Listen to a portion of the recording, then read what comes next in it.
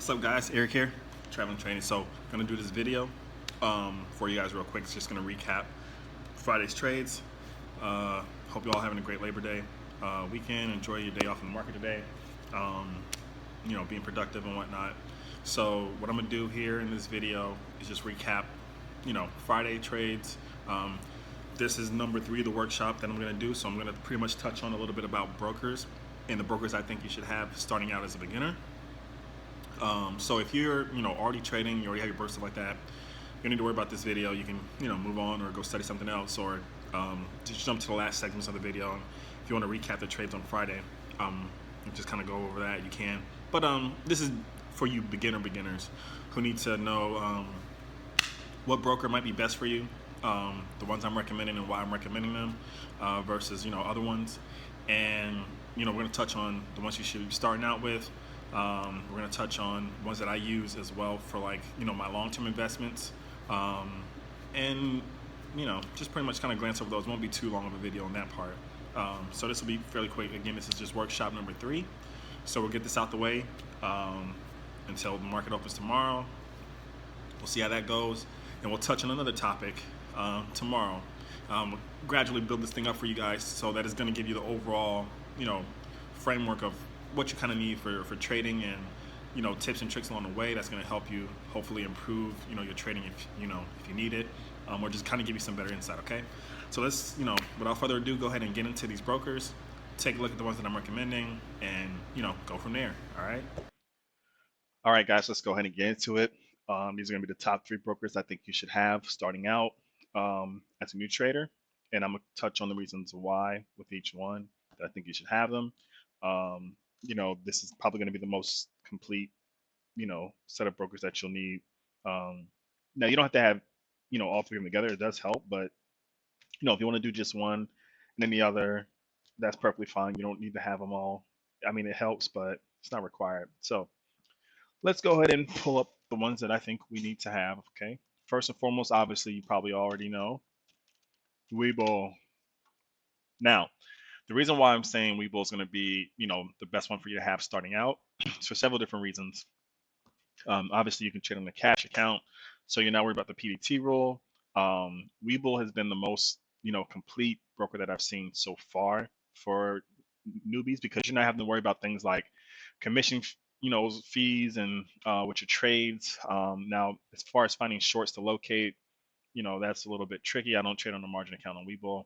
But if you want a broker that has good shorts, you might want to look into some of the more advanced brokers that I have on the broker list in the course. All right. But the reason why I think Webull is good for you to start out is because you'll have things such as paper trading, you have access to, simple screeners. It's just kind of an overall complete, easy way to start out with learning the market, how other brokers might be, and how to utilize them, and just utilize the tools that they might give you in other brokers that you might not have in Webull, and vice versa. But overall, completely, it's a good platform. Obviously, it's not without its glitches, but what platform isn't? Depending on what you do, I just like Webull for the simple fact that it just it works out well for you as a beginner, because you have all those tools for you to be able to use and not get hit in the head with fees and things like that. Okay, so take some time. When you get a chance, download Webull. It doesn't cost anything. It's completely free. So whatever you want to start out with is great.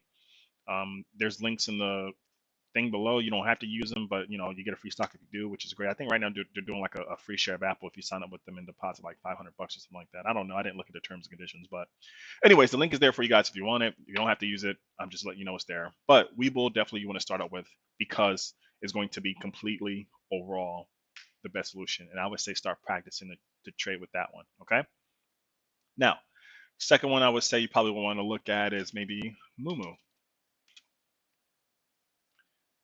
All right. So, excuse me, not this. I don't know what the heck this is. Ooh, excuse me. Just had some cherries. They were good. But yeah, Moomoo.com. Let me pull it up here. Moomoo is similar to Webull, guys. The only difference is this does not have a cash ability to do a cash count. You will be trading on margin when you are trading with them, so be careful with that.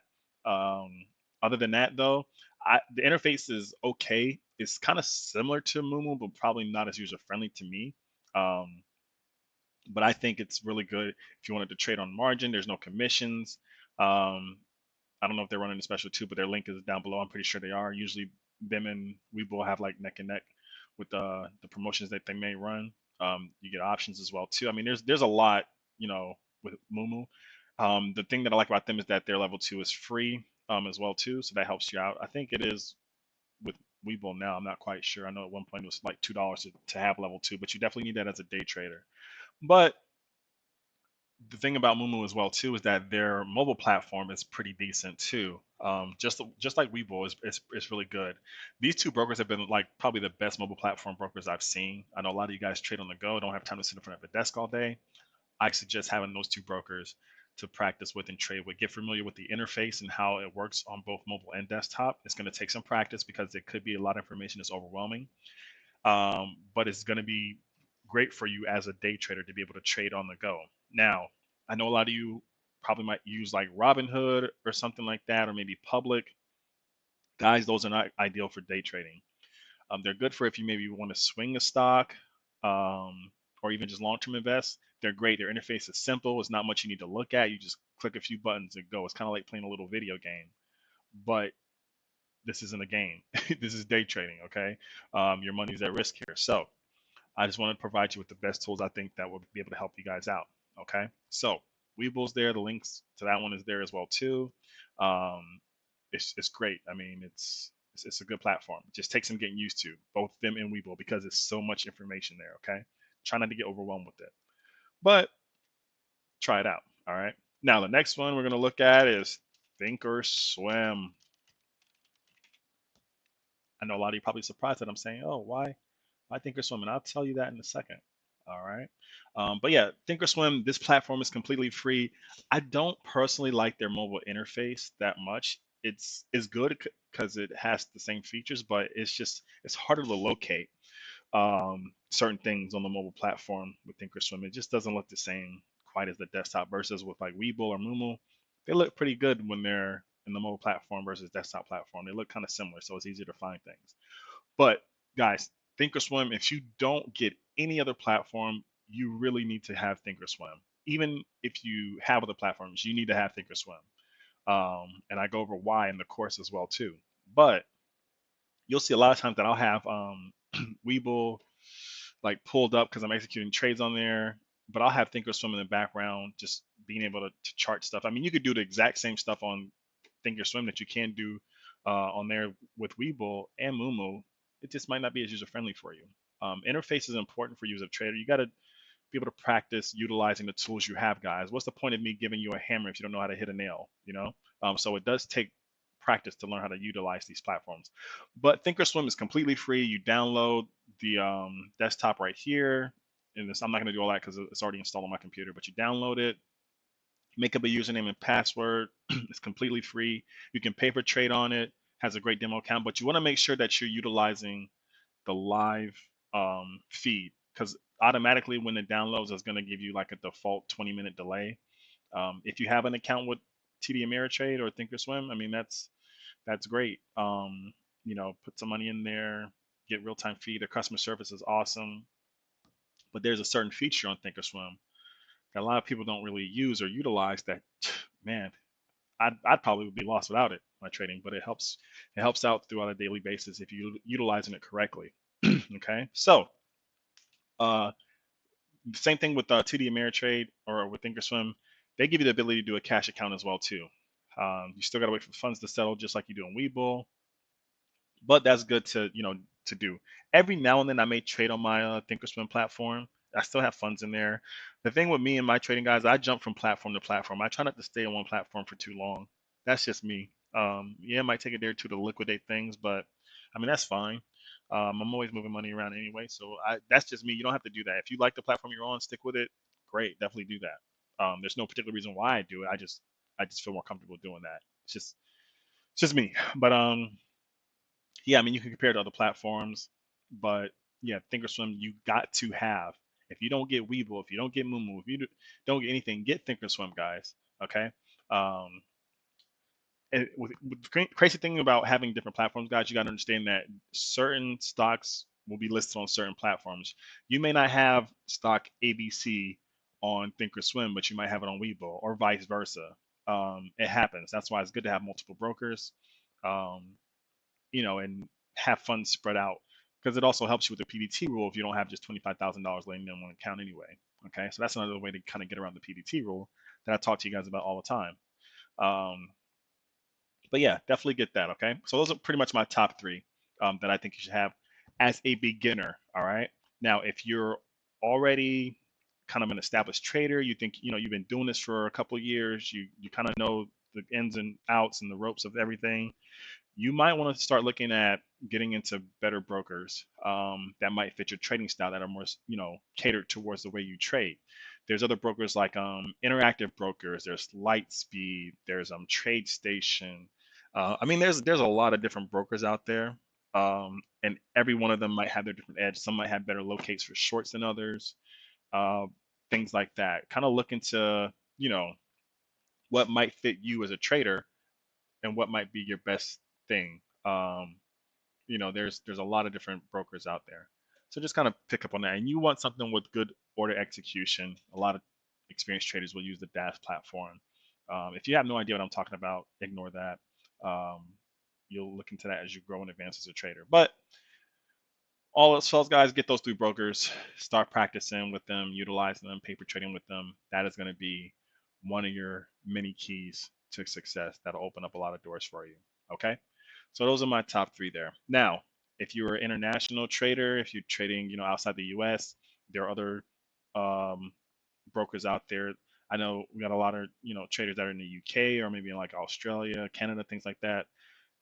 I'm not, unfortunately, guys, too familiar with how those brokers work, but there's ones like the Grio, I think that's what it's called. There's a couple of them out there that a lot of people utilize. So, you know, same concept as well too. Get familiar with that broker. It varies depending on your location, and you know that's just one thing you need to do. All right. So as far as setting this up, I'll do another video as far as how you probably want to set up your platforms. It's going to be way too long for me to put it all in this video, but just know that these are what you want to start out with. Okay. All right, guys. I think that's pretty much it. I can't think of anything else I probably want to mention about brokers. Just want to kind of go into that because a lot of you new people were asking like, which broker should I have? Oh, what we're gonna go over real quick here is the full service brokers that I use. Okay. Now, full service brokers, guys, are different type of brokers. You can still same thing you could do with like online discount brokers like Webull and Moomoo. Same exact thing. Except that full service brokers, if you're not familiar with them, they cater to a lot more different things other than just stock trading. They might cater to like tax services, retirements, 401ks, things like that that they contribute to. Now, I use full service brokers for my long-term portfolios. Now, these are just stocks that I hold long term. It might be something like Apple, or maybe even Facebook, or some index funds and things like that. These are my long-term brokers that I use. Not necessarily mean that you got to get them or that they're better than any other ones. Just these are just the ones that I use. Okay. Let's start with my first one. Of course, is Fidelity. Now, the reason why I have Fidelity, guys, is because they were like one of the first brokers I've was introduced to coming like out of college or out of like high school, because my company that I was working with at the time used them for our retirement account. Obviously, just like the rest of you, I was taught, they have a 401k and all that good stuff, blah, blah, blah. And, as I got older, I got savvier and I took that 401k out, put it into stocks and grew more money. But anyways, I love Fidelity. They're great. Like you can see here, they do, different types of things, cash management account. I have a credit card with them. They're great. Things that they have, wealth management, robo advising. There's so many different things that they do other than just help you trade and invest in stocks. They have options, ETFs, all that good stuff. But Fidelity is great. A lot of my long-term stocks are in there.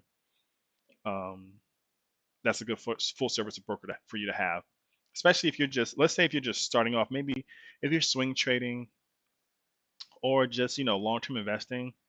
It's good to go with these type of brokers. So that's a good one there. Another one I have is E-Trade. And you can utilize E-Trade Pro if you're day trading. And all these full service brokers, guys, keep in mind you can day trade with them as well too. I don't personally recommend it, but you can. People do it all the time.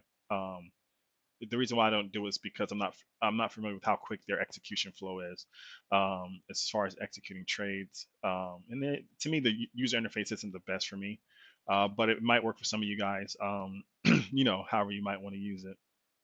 I've used like eTrade Pro before and things like that. It was okay. It wasn't like the best to me, but um, again, as you perfect your skills of trading, you'll move on to probably better brokers with faster executions, et cetera, et cetera.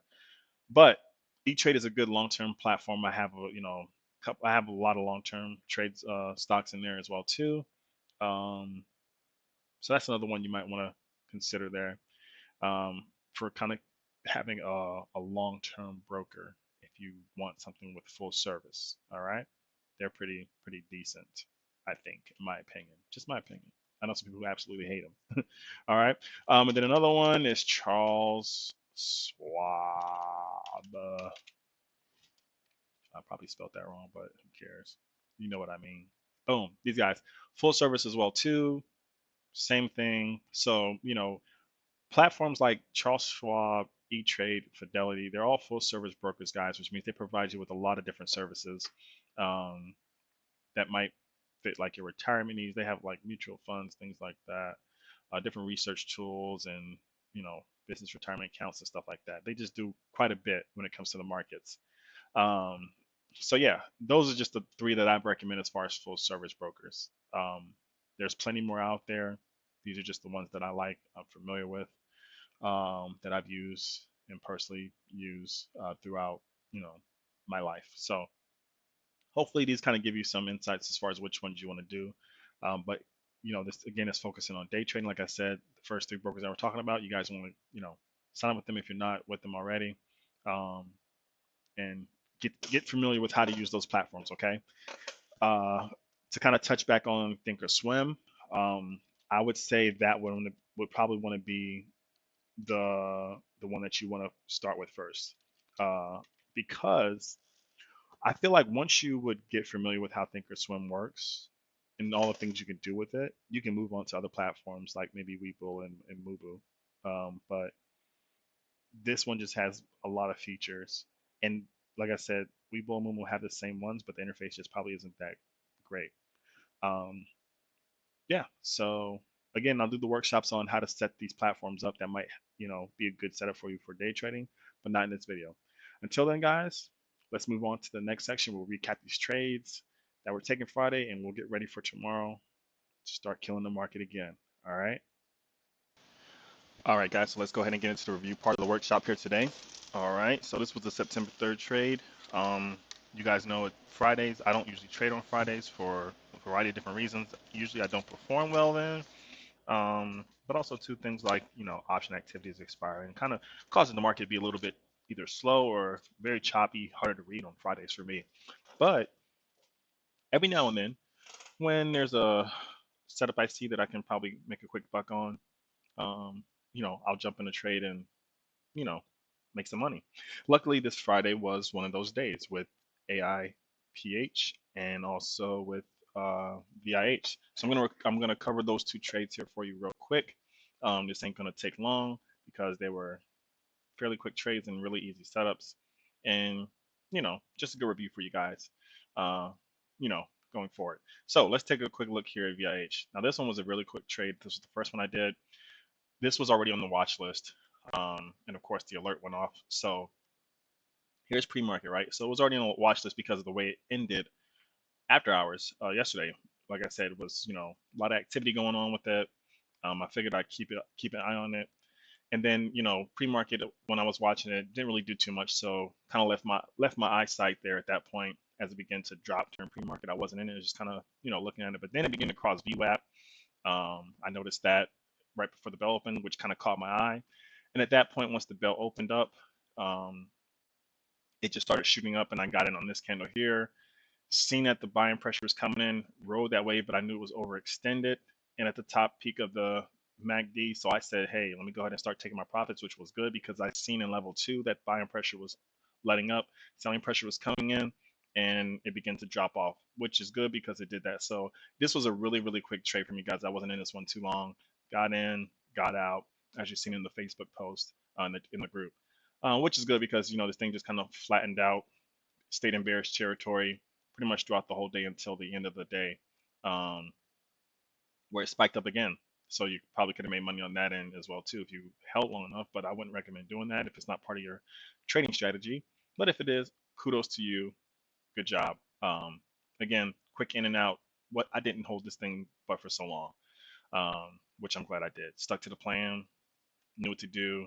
Wasn't halted or anything like that. It was just a normal trade, a normal. I was waiting for this thing to, show me some strength, but didn't show any. And I knew it was about to turn over, so I said not want to risk it, and just got in and got out.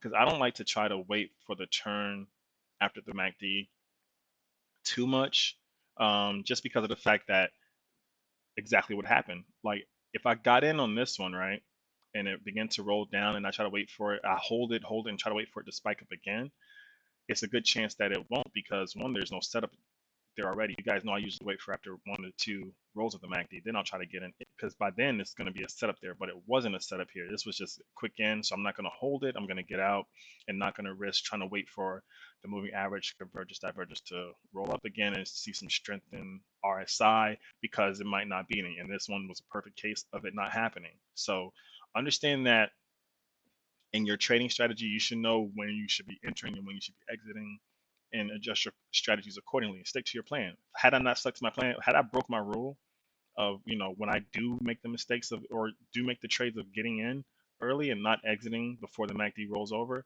had I not stuck to that plan and got out, I would have held this thing and I would have been suffering a greater loss. Even if you got in and took a loss, that's fine. It's a much less loss than what you would have had. So that's why sticking to your plan is very important. Okay. Just wanted to make that quick note. Again, if a lot of things that I'm saying, guys, sounds like it's all over the place, the course puts it all together into one simple thing for you from beginning to end and how you should be structuring your trades as a day trader. Okay. This is just day trades. It's not options or nothing like that. So day trading and day trading only, guys. So let's take a look here at the next trade. This one was a beautiful one. IHPA. Let's take a look at this bad boy here. This one wasn't on the watch list, but it was alerted, especially when it hit the new high day. Uh, so this one should have been on your radar.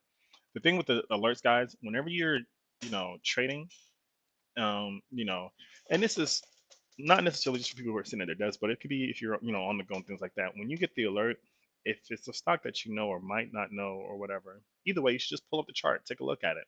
And then there's certain things you want to look at to help you decide whether or not you want to trade the chart or not, or trade the stock or not.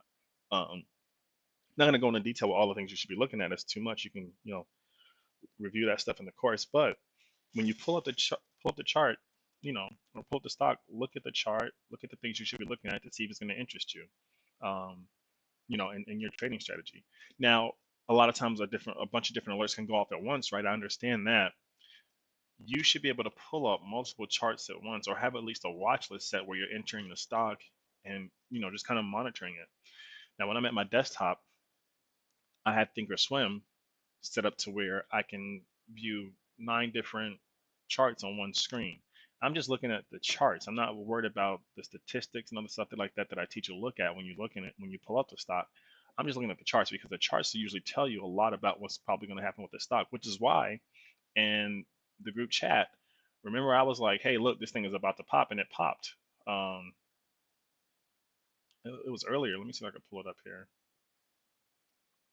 I can't. Oh well. Anyways, let me see if I can find it. We were talking about a lot of stuff in the channel. But anyways, you guys, when you study your charts, you'll know what to look for um, in the charts. And that's how a lot of times they're able to predict, like, hey, this thing is going to jump up. Between the chart pattern setups and indicators and price action, like a lot of those things put together, lets you know, hey, this thing's about to run. You might want to get into it. But anyways, let's get into this trade here. Got in. Hell, actually got in this one twice. I got in and got out. Got in and got out. So I mean, it was pretty simple because it called me back. I got in the first time and just kind of rolled it up, took the little profit. It wasn't much. It was like a couple of percentage gains. Then I got back in because it was too many signs not to get in. And look at this here and see if you can kind of identify if you're a bullish trader why you would probably want to enter this trade. I'll give you a few minutes. If you're a bearish trader, there's a reason to enter the trade as well too, honestly. And what I'll do here in this little video, I'll kind of cover both of them real quick because you can kind of read it either way. And yeah, it's hard to determine which one is best for you because you don't know what type of trader you are if you're a beginner, but it's good to know the ins and outs of both sides, right? And what to kind of look for. Now, if you're a bearish trader, the reason why you want to kind of look at this is because it's forming cup and handles, minute throughout the minute. It's cupping, and what's happening here is that the price action is not breaking out. So that typically, would kind of cause you to think like, hey, this thing is going to eventually break down. The only problem is that it's still, while it's doing this, it's still in bullish territory. The volume weighted average price, the yellow line here, is still above. So it's still in bullish territory, which means there is a possibility that it could still break out, which it did. So if you're a bearish trader and you see something like this and you're like, hey, I want to get in, wait for that snap to confirm that it's going to be in bearish territory, because then it's going to eventually try to pull up again and then go down. A lot of times that happens. But again, you want to wait till it's in bearish territory to give you better odds. That's what trading and day trading is all about, guys. Having the odds in your favor. Okay. Now trying to be a bearish trader here, you're kind of being greedy because you're trying to, catch it at the highest peak and then ride it all the way down. I mean, if you want to do that, that's fine. But I'm just kind of giving you the better odds.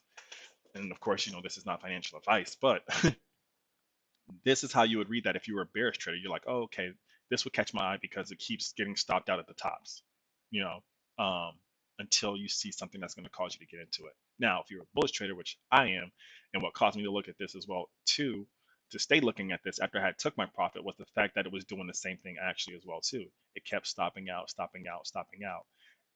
The fact that it was still over the VWAP made me realize, hey, this thing is still bullish. Hasn't really, slaughtered down yet. It's Friday. The overall market was doing good, but you know, not too much of movement going on. Sorry, I'm looking at the game as well too, but not too much movement going on, but enough for me to kind of, still pay attention to it. Then at a point, it finally broke. I think it was like, you know, above $5, something like that. And I said, okay, this is a good sign to get in. Waited for a little bit of a pullback, which was right here, and I got in. And I was willing, risk to reward ratio, was willing to wait to see if it broke down $5 to see if I can, needed to exit, but it never did. And what happened was it just ran up, ran up, ran up, got halted, ran up, and that's when I took my profit, um, you know, from this thing. So that's just kind of a brief overview of that trade as well, too, guys. Try to practice, getting the inside of this trade. Even if you're not in these trades, guys, it's okay to just sit there and practice. Um, there's nothing wrong with that. Understand that. That's what the majority of trading is trying to practice it. Um, and even then, you could have just waited for another pullback and got back in again and let it pull back. So, um, yeah, that's pretty much my trades. But for Friday, again, I don't trade much on Friday, but when I do, I wait for a really good setup and try to enter in and make a little bit of money. Don't get too greedy. Just take it and go, which is what I did here. So hopefully this helps. Again, you don't need to use my indicators. There's plenty other indicators as well too that I'll be doing videos for you guys on, like stochastic indicator, Aaron indicator. I mean, there's a lot of different indicators that you can use, but understand that your indicators aren't going to be an all-in tell-all when it comes to these stocks. You also need to be looking at other things that I mentioned as well in the course, that help you identify the best trades for your position, and the way you trade. All right, so that's a wrap for this one here, guys. Awesome week, great week. Hopefully these videos and these little quick workshops are helping. I'm not going to be doing too much more of these after September because things will get busy, and just really don't have time. So kind of, take these videos that you're watching, review them as much as you can. I'm trying to stay consistent with them for you guys to help you out with your trading, and we're almost coming up on like a year anniversary of doing this. So that's great. But hopefully these videos are helping you. Nice little cup and handle there. But if you guys have any questions, just message me, email me. But other than that, stay green.